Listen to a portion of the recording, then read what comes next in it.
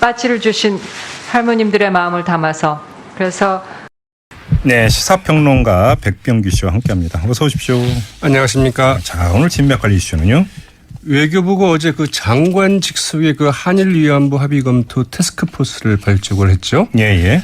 한일 위안부 합의에 이르게 된 이 과정과 합의 내용, 합의 이행 등 전반에 걸쳐서 그 재검토를 해서 연말까지 이제 그 보고서를 낼 계획입니다. 네. 이 강경화 외교부 장관은 이제 그 태스크포스 활동과 관련해서 이 피해자 중심주의 관점에서 살피겠다. 이렇게 좀 강조를 했죠. 네. 그리고 오태규 태스크포스 위원장, 이제 한겨레 신문 논설위원 출신이기도 하고 논설실장 출신이죠. 네. 네, 일본 정부의 그 고노다마 검토 보고서가 시사한 점이 꽤 많다. 이렇게 이제 얘기를 했습니다. 네. 자, 이 피해자 중심주의 그리고 그 고노다마 검토 보고서가 강조되고 있는 한일 위안부 합의 검토 태스크포스 이 뉴스의 몇 가지 포인트 짚어보도록 하겠습니다. 강경화 장관이 되자마자 그 태스크포스 만든다고 공언을 한 바가 있었는데 이제 본격적으로 가동에 들어간 그렇죠. 건데요. 자, 어떤 점부터 살펴볼까요? 자, 이제 그 피해자 중심주의를 강조한 것. 이것은 그 한일 위안부 합의에 대해서 아주 근본적인 의문을 사실을 던지는 것이죠. 그렇죠. 네. 네, 한일 위안부 합의의 가장 큰 문제는 바로 피해 당사자들 그 철저하게 배제했다는 합의라는 점 아니겠습니까? 그렇죠. 네, 특히 이제 그동안 그 위안부 문제가 제기되고 어떻게 그 쟁점화되어 왔는가 이 과정을 좀 살펴보면 더욱더 그런데요. 위안부 문제 제기 자체가 그 위안부 할머니들의 그 용기 있는 증언 그리고 폭로로 이제 처음 제기가 됐었거든요. 네. 1991년 이제 돌아가신 그 김학순 할머니가 이제 그 용기 있게 증언을 하면서 이 사실이 처음 국제사회에 알려지지 않았습니까? 또 그 시민단체 그 지속적이고 그 집요한 문제 제기로 좀 쟁점화가 됐었죠. 일본 대사관 앞에서 이제 매주 수요 집회를 갖고 있는 게 대표적인데. 예. 따라서 이제 무엇보다도 그 위안부 할머니들의 그 요구나 의견 그리고 좀 참여가 필요했던 사안인데 한일두 정부는 그러나 그 철저하게 위안부 할머니들을 그 배제한 채 이제 협상을 타결을 했죠. 네, 위안부 할머니들 그 핵심적인 요구 사항인 뭐 일본 정부의 공식 사과랄까 아니면 뭐 국가 배상은 빠진 채 이 불가역적이고 최종적인 합의다. 이렇게 이제 그 두 정부가 합의를 해버린 것 아니겠습니까? 네.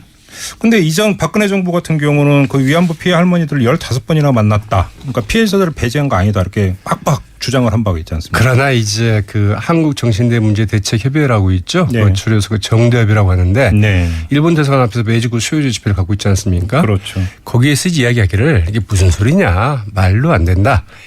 2015년에 외교부가 그렇게 주장을 했는데 외교부가 나서서 그 자리를 맡는 것은 추석 때 단 한 번이었다. 그리고 나머지는 할머니들이나 이제 그 정대협 등 이 피해자 단체들이 그 직접 찾아가서 도대체 협상이 어떻게 돼가고 있느냐, 제대로 좀 반영을 하고 있는 거냐, 예. 이렇게 묻거나 아니면은 이제 그 할머니들 그 요구를 전달한 것을 갖고 15차례나 만났다. 이렇게 이제 강변을 하고 있다는 것이죠. 예. 그래서 그런데 이제 이런 그 정작, 이제 할머니들이나 이 피해자 단체에서 그 요구했던 것은 외면한 채 그 덜컥 물릴 수도 없는 말하자면 그 불가역적이고 최종적인 합의라는 걸 해놓고 이 피해자 할머니들하고 충분히 배려했다. 이것은 정말 막말이다. 이렇게 얘기를 하고 있는 거죠. 아무튼 태스크포스에서 이제 검토를 해서 그 결과에 따라서는 뭐 백지와 재협상 얘기까지도 나갈 수 있을 것 같은데 여기서 좀 눈길을 끄는 게 태스크포스의 오태규 위원장이 고노다마 검토 보고서를 강조를 한 거잖아요. 그게 어떤 맥락을 갖고 있는 겁니까? 그렇죠. 이제 이 부분은 일본 정부의 반발 등을 이제 그 미리 좀 의식한 것이다. 미리 쐐기를 받기 위한 것이다. 이렇게 볼 수 있습니다. 재협상 우리가 이제 카드를 꺼냈을 경우에 일본 정부의 반발. 아니죠. 아예 이제 이 재검토위원회 검토위원회 자체에 대해서 이게 합의를 한 건데 무슨 소리냐. 다시 그렇죠, 살펴보겠다는 거냐. 이제 이렇게 반발하고 나서 소지가 있고 예. 오늘 당장 이제 그 관방장관이 뭐 이제 직접적인 언급은 피했습니다만은 한일 합의는 좀 잘 지켜져야 된다. 예. 뭐 이렇게 이제 얘기를 했거든요. 그러니까 네네. 그런 것들 이제 그 사진에 그 쐐기를 받겠다 이런 이야기인데, 네. 그 말하자면 이런 이야기입니다. 일본 당신들이 그 2014년에 낸 이 고노다마 그 검토 보고서 같은 것을 볼 때 네. 당신들이 우리의 이런 검토 작업에 그 시비를 걸 일은 아니다. 이렇게 좀 방어선을 쳤다 이렇게 볼 수 있겠는데요. 네. 이 고노다마는 이제 그 1993년에 고노 요에이 그 일본 관방장관 명의의 그 종군 위안부 문제에 대한 그 일본 정부의 그 공식 담화 아니겠습니까? 그렇죠. 그렇죠. 네, 이제 중요한 것은 일본 정부가 처음으로 위안부 강제 동원 사실을 이제 인정을 했고 그리고 그 정부 차원에서 이제 사과를 했다는 건데요. 네. 그러나 이제 그 아베 신조 일본 총리가 이제 되면서 말하자면 그 아베 내각은 무슨 소리냐, 이 고노다마가 좀 이상하다. 이러면서 이 강제 동원을 인정한 것이 사실인지 여부를 검토하겠다. 이러면서 2014년에 그 이른바 그 검토위원회를 구성해서 검토 보고서까지 만들어서 이제 게시를 했습니다. 일본이 한 것처럼 그대로 하면 되네요. 그렇죠. 그렇죠. 바로 그거잖아요. 근데 우리 한국 언론에서는 이런 그 지적을 하는 데도 있습니다. 일본이 했다고 그래서 우리가 그냥 따라하면 어떻게 하느냐. 이렇게 이제 시비를 거는 언론도 있는데. 요거는 따라해도 될 것 같은데요. 이제 물론 이제 그 앞서 말씀드린 것처럼 그 오태규 위원장도 그렇게 얘기를 했습니다. 그거 좀 시사하는 바가 있지. 우리가 따라하겠다는 것은 결코 아니다. 네. 이렇게 이야기를 했는데 어쨌든 그때 이제 그 고노다마 검토 보고서를 보면은 위안부 문제를 둘러싼 한일 간 합의 경위 이렇게 보고서 이름이 돼 있거든요. 네. 그래서 그 고노다마의 그 핵심적인 표현들이 한국 정부와의 그 집중적이고 구체적인 조정을 거쳐서 나오는 것이다. 이렇게 밝히고 있습니다. 네. 이 고노다마가 일본이 그 위안부 강제 동원이라는 역사적 사실의 근거에 의해서 그 사죄한 것이 아니고 양국이 서로 타협해서 만들어낸 그 정치적인 결과물이다. 네. 이렇게까지 표명을 하고 있는데 문제는 이러면서 검토위원회에서 지금 당시 외교문서는 물론이고 전 군부 인사들의 그 증언 기록 이런 것들을 다 검토를 했고 네. 당시 한일 외교 채널이었던 창구였던 일본 내무성 관계자들도 다 조사를 했습니다. 네. 그리고 고노다마 검토 보고서를 지금 일본 내무성 홈페이지에 게시가 돼 있는데 네. 여기에 그 한일 외교 당국 간의 그 비공개 협의 내용까지 다 공개를 하고 있습니다. 네. 오태규 위원장은 적어도 일본은 우리가 이번 합의를 좀 재검토하겠다는데 시비할 자격은 없다. 네. 이렇게 좀 말을 했다고 봐야 되겠죠. 니네가 그 전에 뭔 짓을 했는데 이렇게 반문을 한번 던지는 거죠. 그렇죠. 알겠습니다. 자, 뉴스의 맥 여기까지 진행하도록 하겠습니다. 수고하셨어요. 네, 고맙습니다. 네, 시사평론가 백병규 씨와 함께했습니다. 위안부 문제 말이죠. 절차, 과정, 내용이 아주 잘못됐어요. 단 하나, 취지와 정신은 좋습니다. 우선 양국 정부가 위안부 문제를 해결하겠다는 그 취지, 정신. 그리고 아주 우경화된 아베 총리가 사과한 것. 이거 아주 저는 큰 틀에서는 좋다고 봐요.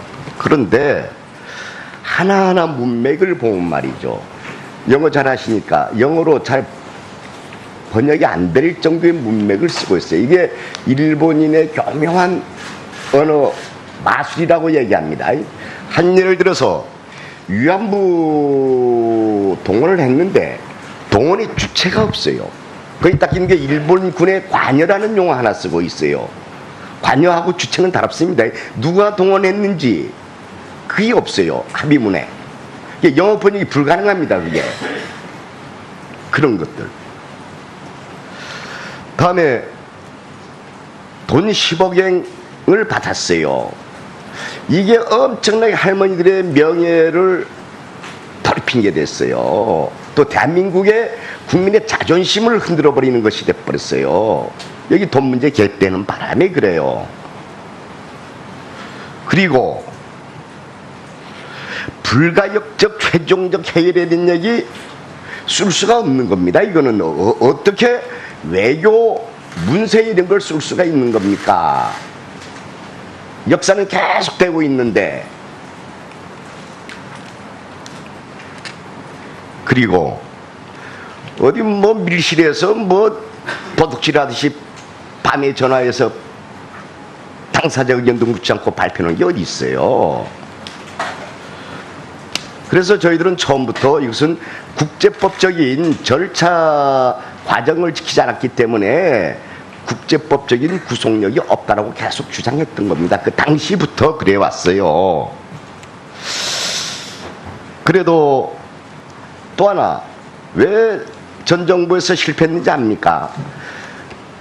양국 간에는 여러 가지 현안들이 많죠. 영토 문제, 역사 문제, 뭐 위안부 문제, 일제시대 강제 징용당하신 분들의 이 권리 회복 문제 등등 많습니다. 살인 동포 문제.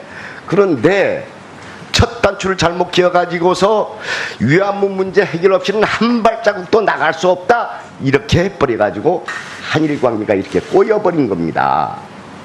1965년도에 계속 한일 간에 문제가 많이 있었음에도 불구하고 이것 때문에 정상회담 제대로 한번 해본 적이 없는 이런 꼴이 돼버렸습니다. 예? 다양한 그 주제별을 가지고 한일 간에 계속 대화를 해야지요. 그런 문제. 그래서 아주 잘못됐다. 그런데 해결 뭐 방안 얘기했더니 아주 원론적인 얘기에 그치고 있어요. 그쪽에 오로지 인권 문제, 그다음에 문재인 대통령께서 얘기하신 원론 국민적 정서 이 답변 외에는 하나도 못하고 있다. 이런 식의 생각을 하고 있습니다. 시간이 돼가지고 이제